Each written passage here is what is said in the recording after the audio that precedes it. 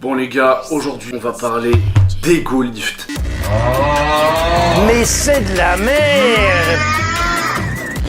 D'ego lift qui pue des poils. Non mais plus sérieusement, cette vidéo ça va être une sorte de réponse à Nassim sur intensité, volume. Bon déjà en fait il va falloir définir ce que c'est l'intensité. Pas trop partir en couille, on va marcher que sur la logique. On va prendre les mots et on va juste interpréter les études qu'il a sorties mais mieux genre. Parce que l'intensité c'est pas du tout une fourchette de répétition. Stop. Je reviens sur le point dessus, je viens de regarder sa vidéo du coup pour être sûr de savoir ce qu'il dit, pas dire de la merde, on va faire les choses bien.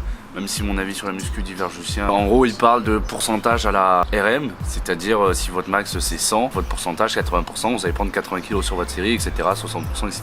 Et il définit ça comme étant l'intensité. Et j'avais dit fourchette de répétition, mais en fait le pourcentage à la RM définit votre fourchette de répétition, puisqu'à 80 kg si votre max est 100, vous n'allez pas faire 15 reps, et inversement 50 kg vous n'allez pas réussir à faire que 3 reps.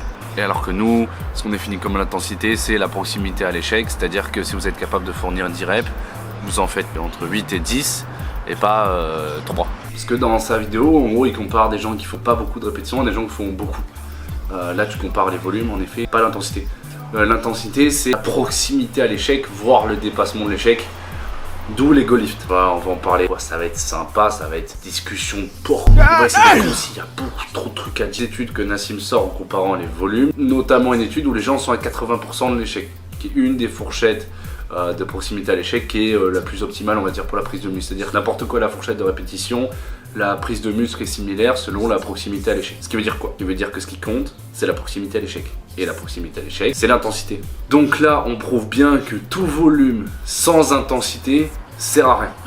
Inutile. C'est de la merde, c'est un flamme sans racine. Un mec qui fait, admettons, 3 séries. Les 3 séries, il fait 6 répétitions. Très bas en volume, c'est très bas.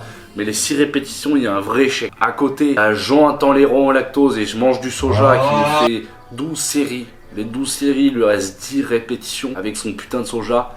Je vous assure que le mec qui a fait 3 séries, il prendra plus de muscle que celui qui a fait 10. C'est du volume de merde, c'est du volume qui sert à rien. Je vais prendre l'exemple du Heavy Duty de Samuel Hartman. C'est simple, le gars il est énorme. Vous regardez le volume qu'il a, c'est ridicule. Et il est énorme, ok, il a de la génétique si tu veux. Mais il est énorme. Stop. Encore stop. Je vous ai posé la question sur Insta, vous avez tous parlé du Heavy Duty, qu'est-ce que c'est? Donc je vais en faire un peu parce que je viens de parler de Samuel Hartman en plus. Donc le Heavy Duty, vous êtes tous là, est-ce que c'est un programme ou pas? Vu que c'est en plus c'est le programme, c'est vraiment l'extrême du peu de volume, beaucoup d'intensité. Il y a un truc qui me plaît pas du tout, c'est qu'on vient vraiment accentuer la phase concentrique aussi, c'est-à-dire qu'on vient vraiment contrôler la phase où le muscle contracte. Tu cherches 2 secondes pour que ce soit pour la force et l'hypertrophie, la phase excentrique est la plus importante et tu vas gaspiller ton énergie et ton système nerveux sur une phase concentrique alors que tu devrais un peu plus la conserver sur la phase excentrique. Je dis pas que les phases concentriques il faut les chier même au début des séries, mais faut pas non plus les contrôler 4 secondes, c'est inutile d'après moi. Par contre en puissance la phase concentrique est là. Qu'est-ce que force, qu'est-ce que puissance? Puissance ça va mélanger la force et la vitesse. Voilà, donc en muscu ça sert à rien, c'est-à-dire soulever une barre vide, pas... Bien sûr si vous faites des sports spécifiques, la puissance c'est important.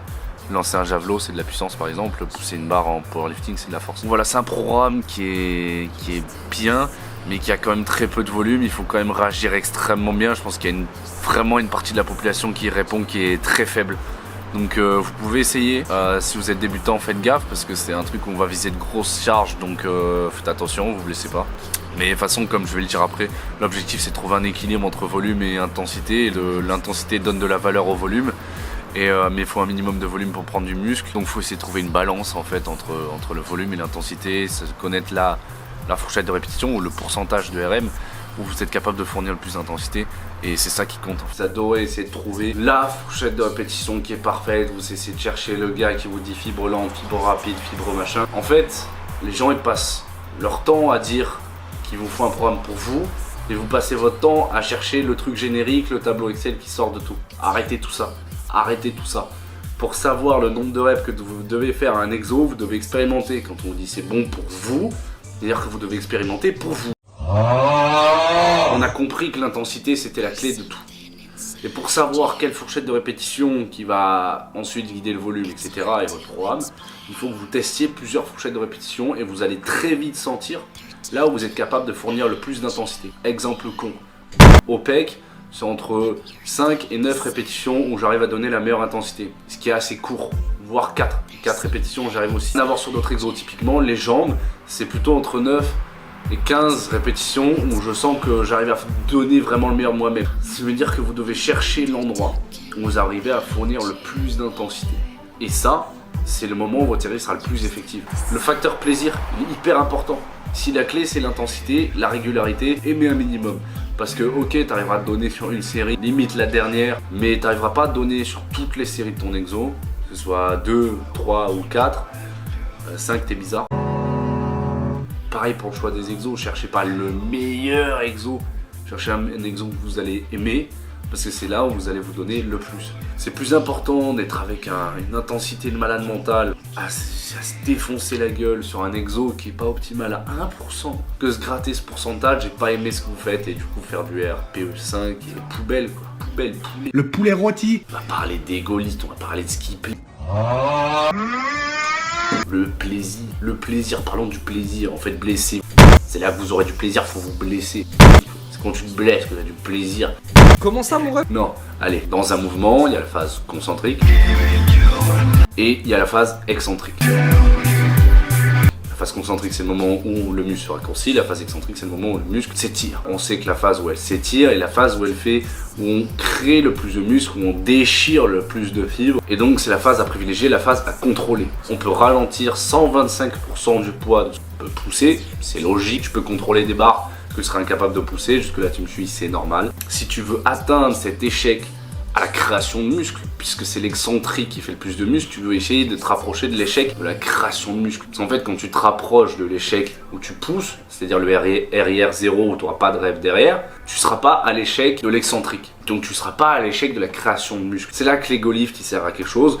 L'ego lift, faut comprendre dans quelle mesure, parce que déjà, si vous êtes débutant, faites pas. Quand je parle d'ego lift, je parle en réalité de drop set mécanique, c'est-à-dire qu'on vient faciliter la technique, vient de l'élan, un mouvement ou une position différente. Je vais vous montrer c'est quoi un vrai RPE 10. Supplément échec. Voilà, là on est échec, il y a la triche, et après la triche, il y a plus de triche. Et là t'en as encore. C'est vraiment une merde. T'en avais franchement 6, t'es à chier. On voit le temps que j'ai mis à retenir la première et le temps que j'ai mis à retenir à la dernière des RPE 11, 12, 13, 14, 15. C'est ça l'échec à la négative. Astuce pour faire l'échec à la négative, comptez le temps que vous retenez. Vous ayez une idée du temps, mais genre si jamais vous fixez 3 secondes de retenue, vous essayez de garder ces 3 secondes. Et évidemment ça se pète à la gueule, sinon ça s'appelle pas un échec. Mais quand vous arrivez en dessous de 1 seconde, c'est fini quoi. De toute façon vous allez le sentir. Mais astuce comme ça, vous allez voir que votre échec se pète la gueule. Genre. Tu m'as compris, j'arrive pas à parler, tu m'as compris. Tenir des phases excentriques qu'on n'aurait pas eu sans cet ego lift ou drop set mécanique. Et donc on se rapproche de cet échec de phase excentrique et on se rapproche du potentiel maximal de création de muscles. Si vous êtes débutant, vraiment débutant, faites pas de drop set mécanique, essayez pas de chercher des RPE 11, 12, 13, surtout pas. Parce que dans tous les cas, vous allez avoir une prise de muscle qui est conséquente. Plus vous allez évoluer, plus vous allez être capable de fournir une intensité sans vous blesser. Faut savoir écouter son corps, faut savoir voir ce qui se passe. Si vous êtes débutant, ne le faites pas. Surtout pas. Parce que dans tous les cas, vous allez prendre du muscle. Donc juste faites des techniques hyper propres, entraînez-vous comme Flequinho et vous allez prendre du muscle dans tous les cas. Et vous n'allez pas vous blesser. Une fois que vous aurez instauré un physique qui est solide, qui peut encaisser une intensité, pourquoi pas essayer, mais surtout contrôler les descentes. Jean-Michel et Golift qui secouent, c'est pas ce que j'appelle optimal. Mais par contre, quand t'as un mini zizi, tu cherches à être optimal, faut faire de l'ego lift. Faut être à peau. La morale de cette histoire, c'est qu'en fait, il faut vous écouter vous. Faut pas faire un programme sorti d'un tableau Excel. Le meilleur exercice, le meilleur. Non, faites pas le meilleur. Faites ce qui est bon pour vous. Évitez-vous de blesser. Comprenez que les drop sets mécaniques pour chercher, c'est pas mal. Confondez pas fourchette de répétition, intensité, c'est pas mal. Puis abonne-toi, mon ref. Abonne-toi. Je suis une merde, je le sais. Mais on essaie d'être meilleur et on va être meilleur ensemble. Voilà. Au moins tu sais que je suis pas chargé parce que je suis plus la merde. Je suis une merde. Allez, ciao.